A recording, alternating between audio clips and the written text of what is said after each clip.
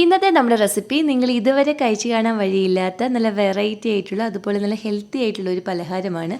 ഇത് നമുക്ക് evening സ്നാക്കായിട്ടോ breakfast ആയിട്ടും ഒക്കെ തന്നെ കഴിക്കാവുന്നതാണ്. അപ്പോൾ നല്ല ഹെൽത്തി ആയിട്ടുള്ള ഈ ഒരു പലഹാരം എങ്ങനെയാണ് ചെയ്തെടുക്കുന്നത് നോക്കാം. അതിനായിട്ട് നമുക്ക് ആദ്യം വേണ്ടുന്നത് ഓട്സ് ആണ്. ഞാനിപ്പോൾ 2 കപ്പ് ഓട്സ് എടുത്തിട്ടുണ്ട്.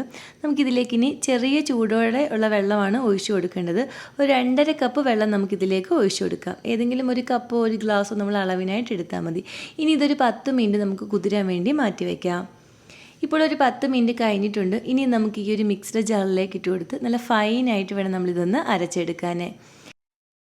ഇപ്പം നമ്മളിതിവിടെ ഇതുപോലെ ഒന്ന് അരച്ചെടുത്തിട്ടുണ്ട്. ഇനി ഇന്നത്തെ ചെറിയ തരി വല്ല ഉണ്ടെങ്കിൽ അതൊന്ന് മാറി കിട്ടാൻ വേണ്ടി നമുക്ക് ഇതുപോലെ ഒരു സ്ട്രെയിനിൽ കൂടി ഒഴിച്ചൊന്ന് അരിച്ചെടുക്കാം. ഇപ്പം നമ്മളിതിവിടെ ഇതുപോലെ ഒന്ന് അരിച്ചെടുത്തിട്ടുണ്ട്. ഇനി ഈ ഒരു പാനിലേക്ക് ഒരു 3 ടേബിൾ സ്പൂൺ നെയ്യ് ഒഴിച്ചു കൊടുക്കണം.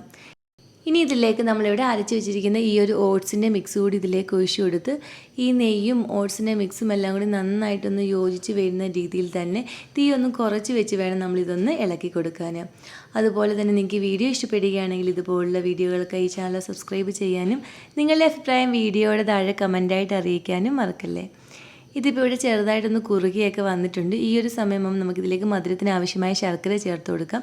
ഞാനിപ്പോൾ ഇവിടെ 1 കപ്പ് ശർക്കരയാണ് ചേർത്ത് കൊടുക്കുന്നത്. മധുരം കുറച്ചും കൂടി വേണമെങ്കിൽ നമുക്ക് 1.5 കപ്പ് ശർക്കര വരെ ചേർത്ത് കൊടുക്കാവുന്നതാണ്. ഇപ്പോൾ ശർക്കര ഇവിടെ അലിഞ്ഞെല്ലാം കൂടി നന്നായിട്ടൊന്ന് മിക്സായി വന്നിട്ടുണ്ട്. ഈ ഒരു സമയമാകുമ്പോൾ നമുക്കിതിലേക്ക് നല്ലൊരു ഫ്ലേവറിനായിട്ട് 1/2 ടീസ്പൂൺ ഏലക്കാപ്പൊടി ചേർത്ത് കൊടുക്കാം. കൂടെ തന്നെ നമുക്ക് നട്ട്സൊക്കെ ചെറുതായിട്ട് അരിഞ്ഞിട്ട് ചേർത്ത് കൊടുക്കാവുന്നതാണ്. ഞാനിപ്പോൾ ഇവിടെ 2 ടേബിൾ സ്പൂൺ അണ്ടിപ്പരിപ്പ് ചെറുതായിട്ടൊന്ന് അരിഞ്ഞിട്ട് കൂടി ചേർത്ത് കൊടുക്കുന്നുണ്ട്. ഇനി നമുക്കിതെല്ലാം കൂടി നന്നായിട്ടൊന്ന് മിക്സ് ചെയ്തെടുക്കാം. പാലിൽ നിന്നൊക്കെ വിട്ട് വരുന്ന ആ ഒരു പരുവായി വരുന്നവരെ വേണം നമ്മളിതൊന്ന് ഇളക്കി കൊടുക്കാൻ. ഈ ഒരു സമയമാകുമ്പോൾ നമുക്കിതിലേക്ക് 1 ടേബിൾ സ്പൂൺ നെയ്യ് കൂടി ഒഴിച്ചു കൊടുത്ത് ഒന്നും കൂടി ഒന്ന് മിക്സ് ചെയ്തെടുക്കാം. ഇപ്പോൾ ഇതിവിടെ പാലിൽ നിന്നൊക്കെ വിട്ട് വരുന്ന കറക്റ്റ് പരുവായി വന്നിട്ടുണ്ട്. ഈ ഒരു സമയമാകുമ്പോൾ നമുക്ക് ഫ്ലെയിം ഓഫ് ചെയ്ത് കൊടുക്കണം.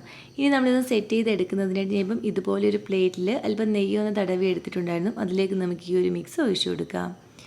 ഈ മിക്സ് ഇങ്ങനെ ഒന്ന് ഒഴിച്ചു കൊടുത്ത ശേഷം നമുക്ക് ഈ സ്പാച്ചില കൊണ്ട് തന്നെ ഇതിൻ്റെ മുകൾ ഭാഗം ഇങ്ങനെ ഒന്ന് ലെവലാക്കി കൊടുക്കണം. ഇനി ഇതൊന്ന് തണുക്കാൻ വേണ്ടി മാറ്റി വയ്ക്കാം. ഇപ്പോൾ ഇതൊന്ന് തണുത്ത് വന്നിട്ടുണ്ട്.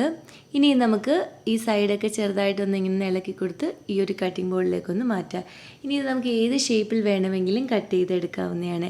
ഞാനിപ്പോൾ ഇതിവിടെ ഇതുപോലെയാണ് ഒന്ന് കട്ട് ചെയ്തെടുക്കുന്നത്. അങ്ങനെ ഓട്സ് വെച്ച് ചെയ്തെടുക്കാവുന്ന നല്ല ഹെൽത്തി ആയിട്ടുള്ള നല്ല വെറൈറ്റി ആയിട്ടുള്ള പലഹാരം ഇവിടെ റെഡി ആയിട്ടുണ്ട്.